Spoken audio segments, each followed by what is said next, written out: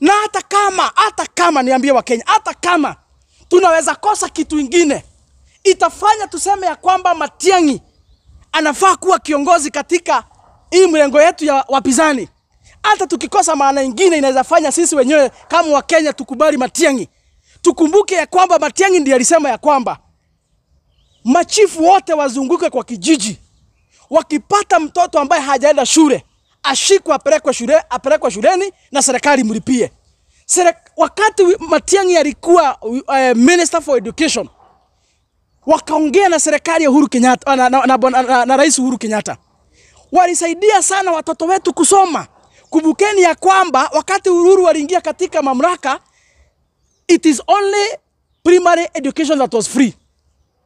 But the secondary education haikuwa ya bure. Watoto walikuwa wanategemea CDF ama basari. Lakini vile ambavyo Uhuru Kenyatta waliketi na Matiang'i akiwa Minister for Education, walikaa chini wakatengenezea watoto wetu elimu, na high school ikafanyiwa kuwa bure. Na kumbuka ya kwamba iko siku hata Matiang'i aliambia maprinciple shuleni, heri hata mnyime mtoto githeri lakini asifukuzwe kwa sababu hajalipa pesa ya chakula. Kwa sababu tuition fee serikali ilikuwa inasimamia kila kitu. So ile pesa kidogo tu mzazi alikuwa anafaa kulipa. All the day secondary school in Kenya ilikuwa tu pesa ya chakula. Na kumbuka Matiang'i akiambia maprinciples, hata kama mtoto mzazi wake ameshindwa kulipa hiyo pesa kidogo ya chakula, heri mnyime mtoto chakula lakini asifukuzwe, wacha akae shuleni asome. Tulikuwa na serikali ilikuwa inapenda watoto. Serikali ya Uhuru Kenyatta akisaidiwa na Matiang'i ilikuwa serikali ambayo walikuwa wanapenda watoto. Ilikuwa serikali ambayo ilijali maslahi na maisha ya vijana wetu. Leo hii tumehangaika sana kwa sababu ile serikali imekuja iko na beef na watoto. Na niambie millennials na wale ambao pia ni wazazi, hata kama tutakosa kitu kingine ya kufanya William Ruto aende nyumbani, ukumbuke uchungu ya mtoto wako yule ambaye unateseka ukisomesha. Ukumbuke uchungu ya mtoto wako yule ambaye unajaribu kutengeneza akue kitu. Kwa sababu ya upendo ya wazazi kupenda watoto wao, hiyo ifanye tuamuke mapema 2027 kuhakikisha kwamba William Ruto amesahaulika. William Ruto maisha yake ya siasa tumeiweka katika kaburi la sahau. Na nchi ya Kenya tusiwahi kuwa tena na rais ambaye anachukia.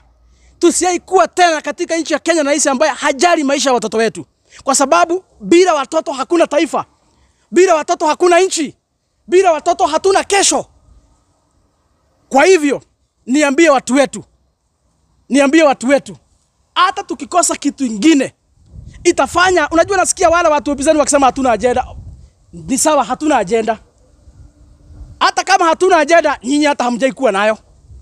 Heri sisi tuko na agenda ya kupeleka William Ruto nyumbani mwenye anaua watoto wetu. Heri sisi tuko na agenda ya kupeleka William Ruto nyumbani mwenye anafanya abduction ya watoto wetu. Heri sisi tuko na agenda ya kupeleka William Ruto nyumbani mwenye ameharibu masomo watoto wetu wanahangaika. Nyinyi hakuna agenda mko nayo isipokuwa kuchinja, kuharibu future ya watoto wetu. Hata tukikosa kitu kingine ya kuwafanya tuwapeleke nyumbani, kwa sababu ya hiyo tutaamuka mapema na tutawapeleka nyumbani ili tuokoe maisha ya watoto wetu. Kwa hivyo basi niseme nikimalizia, nitachukua swali moja ama swali mbili nikimalizia. Na niambie watu ya kwamba wale ambao wanasema sijui mambo ya DCP, tulifaa tukue na launch siku ya leo. Lakini William Ruto na serikali yake walitukansoria. Tulikuwa tumechukua uwanja ya Kasarani, they cancelled it few days to the event ndio tusifanye sherehe. Niambie wa Kenya na wafuasi wetu wa DCP kwa jumla, msikuwe na wasiwasi, msibabaike. Kiongozi wetu wa DCP Bwana Rigathi Gachagua ako imara, ako sawa, ako na mipango. Na hata kama hiyo ilikansoliwa na serikali ya William Ruto kwa sababu hawataki hii chama ishike mashinani, niwaambie kwamba Rigathi Gachagua atatupatia mwelekeo kama kiongozi wa chama, na bado sherehe itafanyika tu. Ile kitu watafanya atatafuta mahali pengine, na sherehe tulikuwa tufanye siku ya leo bado tutaifanya. Na niambie wa Kenya, hii chama ni ya wa Kenya wote. Ya? Na William Ruto ndio maana ako na shida. Kwa sababu tumeona juzi kule Western. The deputy party leader Cleophas Malala wakiwa na kina Senator Medho wakifanya mkutano huko, wanatupua tear gas, wanatumua askari kunyanyaswa. Hii shida yote mnaona William Ruto akijaribu kuangaisha chama cha DCP. Ni kwa sababu anajua chama cha DCP kinakuja kuingia katika mizizi, kinakuja kushika ground kuliko hata vile Yuda ilikuwa imeshika.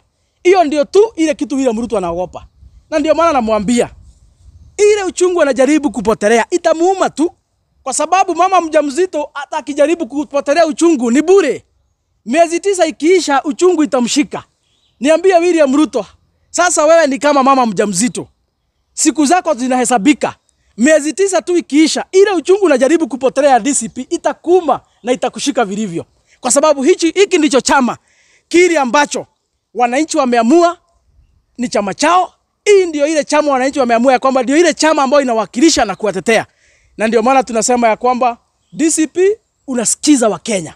Kwa sababu Wakenya ndio wenye nchi, na Wakenya ndio wanatoa ushuru, na Wakenya ndio wenye serikali. Hata katiba inatambua ya kwamba Wakenya ndio wenye nguvu. Na ndio maana chama chetu tunasema ya kwamba sikiza Wakenya. Kwa hivyo nitachukua swali moja kama iko. Tuliona rais ali-apologize kwa Wakenya. Sijui mliweza kuchukua hiyo apology. Hakuna apology tunaweza chukua ya bwana William Ruto, kwa sababu hatuambii anaomba msamaha kwa nini. Na hata ukiomba msamaha unaita wale ambao ulikosea. Hakuna watu tumeona ameita na hajasema anaomba msamaha kwa nini. Na kama kawaida Wakenya wote wanajua ya kwamba William Ruto, watoto wetu walikufa katika mikono yake, watoto ambao hawakuwa na hatia, watoto ambao hawakuwa na makosa. Na kwa sababu watoto walikufa katika mikononi mwake, wale watu wako na kidonda kubwa ni wazazi ya wale watoto. Hatujaona akita hao wazazi. Wale wazazi walizika watoto, hatujaona akiwaita. Kwa hivyo hiyo tu ni maringo tu alikuwa na expose pale. Hii kitu wanaitanga prayer breakfast. Wanasamanga ni prayer breakfast, na ni kongamano tu ya wakora tu hapo, wanakunywa chai na sausage. Alafu tu wanaongea tu mambo bili hapo tatu. Hakuna maombi na kuanga hapo. Hakuna maombi na kuanga hapo. Kwa hivyo sisi hatujui hiyo mambo ya apology. Sisi kama millennials, sisi kama Gen Z, sisi kama wazazi, sisi kama Wakenya, tuko tu pale ya kuhakikisha kwamba tumepeleka hii serikali nyumbani ndio watoto wetu waweze kuponea.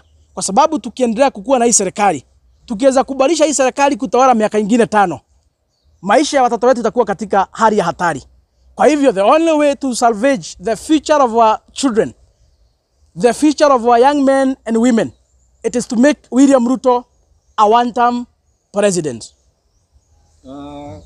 Wiki iliyopita tuliona swala la bunge MP Bwana Koimburi, na hii wiki imepita tukapata kuona serikali wakisema kuwa hakuwa abducted, yeye mwenyewe ndo aliweza kujiabduct. Nyinyi kama DCP mnachukua jambo hili aje? Nafikiri wakati Mheshimiwa Koimburi alipatikana, kiongozi wetu Rigiji alitoa taarifa kule hospitali ya Karen, alitoa taarifa na akaelezea kila kitu. Sitaki kuguzia maneno mingi kuhusu Mheshimiwa wetu Koimburi kwa sababu uchunguzi ungali unaendelea. Na najua kuna taarifa ambayo itakuja kupeanwa baadaye. Lakini ile kitu ningesema, ile kitu ningeambia Wakenya, mimi mwenyewe kama kijana msafi nimeenda Karen, nilimwangalia na nikaona ile maumivu iko na mheshimiwa wetu, nikaona ile mateso anapitia huko, nikaona ile uchungu wako naye, na nikajionea na macho yangu.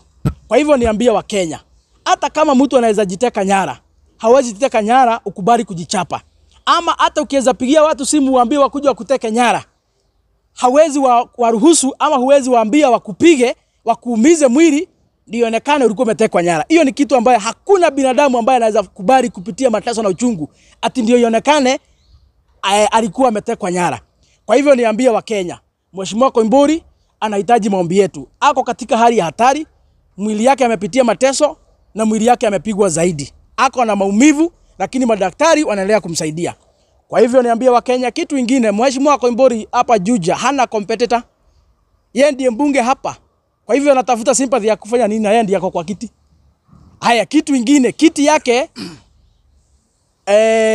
the chances za Mheshimiwa Koimburi kuchaguliwa mara nyingine hapa 2027, I think it's as at 90%. Kwa hivyo hahitaji yene sympathy ama hiyo ukora yote watu wanajaribu kusema ati ndio ahurumiwa na watu wa Juja. Koimburi hajachaguliwa kwa sababu ya kuhurumiwa. Alichaguliwa 2021, amechaguliwa tena 2022 mara ya pili, atachaguliwa tena mara ya 2027. So hakuna mahali anahitaji ati sympathy ama huruma ati ndio watu wa Juja wamchague. Wanamchagua tu kwa sababu ile kazi amewafanyia. Na hata Wakenya wanajua Kaimburi ndiye alikuwa mbunge wa kwanza kusema ya kwamba zile pesa wabunge walilipwa kwa sababu ya kupitisha finance bill. Yeye ndiye alifichua hiyo sina akatangaza bila kuogopa. Hii mambo ya kuimpeach the deputy president, yeye mwenyewe alikataa akasema zile pesa zilikuwa zinapeanwa, lakini akasema watu wake hawajamruhusu kwenda kupiga kura ya kuimpeach deputy president. Kwa hivyo alisikiza Wakenya. Kwa hivyo kama yuko mtu ambaye yako na uhusiano mzuri na Wakenya na watu wamemchukua hasa ni Mheshimiwa Kaimburi. Kwa hivyo hahitaji hizo drama zote tunajaribu kuambiwa hapa ati for the sympathy. Hakuna kitu kama hiyo. Cha muhimu ni mjue ya kwamba ako na maumivu, ameteswa zaidi, ako na uchungu, lakini anaendelea kushughulikiwa na madaktari. Kama Wakenya tuendelee kumuombea. Asante. Kama hakuna kitu kingine tuamalizia hapo. Mungu awabariki Wakenya, tuendelee kushikana, tuendelee kutetea nchi yetu, tuendelee kukosoa serikali bila kusurutishwa na bila uoga. Na wale ambao wanajaribu kuzua msinunue uoga wa Kenya. Hii nchi ni yetu, tuko na haki kisheria ya kuongea na kukosoana kwa sababu hiyo ni katiba. Asanteni sana, Mungu awabariki na abariki nchi yetu.